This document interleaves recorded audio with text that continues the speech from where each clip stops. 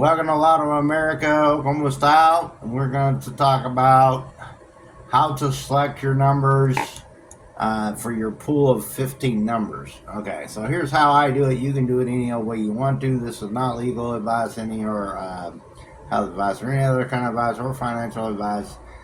This is for entertainment and entertainment purposes only. So there we go with that little disclaimer. Okay, so what you do is you get on Lotto America, and it'll tell you the statistics over the last 100 draws of how many times a particular number has been drawn.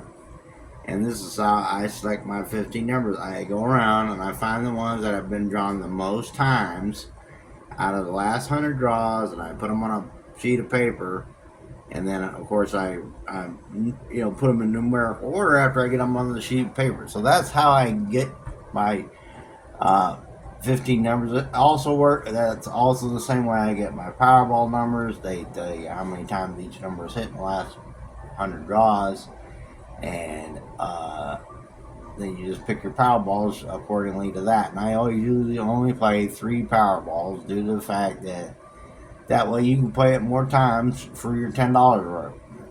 Okay, so how long video we got? 27. 27 seconds? No, a minute 31 seconds. Minute 31. Oh, okay. Trying to get at least 2 minutes worth of a video. So here, let me see the video in a second. So here's an example of what I'm talking about. So you see number 1 has been a frequency of 94 times out of 100 draws. And number 4, it looks like 85. I don't have my glasses. You want to, well, I just found out they have a random number generator running the show now instead of a mechanical system. We'll talk about that in the next video. Alright, thanks for watching. Please like, comment, subscribe, and share it with your friends.